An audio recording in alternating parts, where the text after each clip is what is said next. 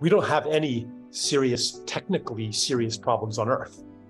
Like global hunger, climate change, ecological collapse, these could be, if we were unified and coherent, these problems could be solved very, very quickly. In my climate book, I did like a literally back of the envelope calculation, like how much farmland would we have to convert to regenerative practices to offset all carbon emissions? It wasn't even, and then how much money would it take? It was like, a tenth of the military budget. Like that's all it would take. Because you're in this movement too. The people who are building like an inch of topsoil in 3 years. The miracles that are happening, like the dried up springs that come back to life. Or to take the example of hunger. More than enough food to feed all the world's hungry is wasted every year, and that's not even considering the amount of arable land that's devoted to lawn grass. And there are no technically difficult problems to solve right now. The root of all of the problems is our incoherency. And what fuels that is a very ancient pattern of dehumanizing each other, which is the same pattern as the desacralizing of nature. And that's why I do think a lot on this level of story, because when we dehumanize somebody, a story about them is part of it. I don't think it's the cause of it. It's more of a facilitator of it.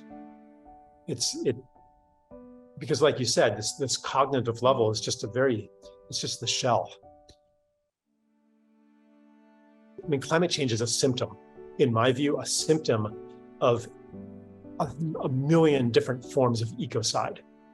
It's just like if you damaged, 2/3 of the organs and tissues in your body, and then you start getting fevers, and your body temperature fluctuates up and down. That's because of the organ and tissue damage, and we've damaged every single organ and tissue of this planet, more than 2/3. It's about 90% actually. If you look at like the total fish biomass, or the number of whales, or the remaining seagrass meadows, et cetera, a 10% world is what J.B. McKinnon calls it, the naturalist. As you were saying, like, we're hesitating a little bit in our certainty. Maybe we don't know.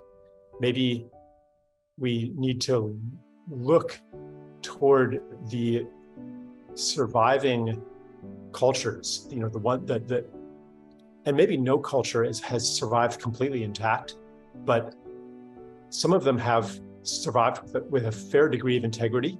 What you're doing, what you're talking about with the breath, is part of the same movement of reconnection and re-immersion in the totality of being, and a different story. Because when you're talking about allowing the breath to breathe you're acknowledging an intelligence beyond your own, where you don't have to control things. You don't have to make yourself breathe. You don't have to be in the driver's seat, because the body has intelligence.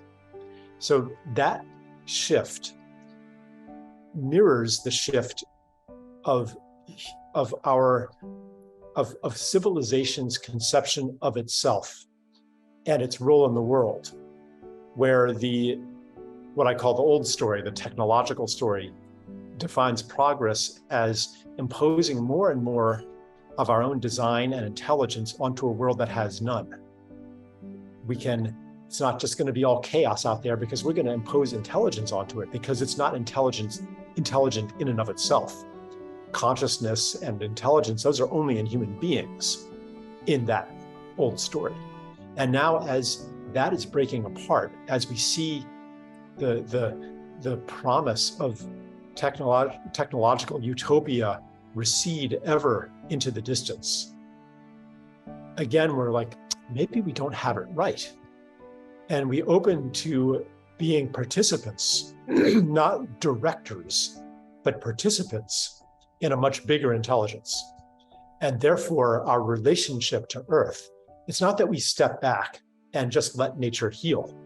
It's that we ask, what is our role in participation in healing?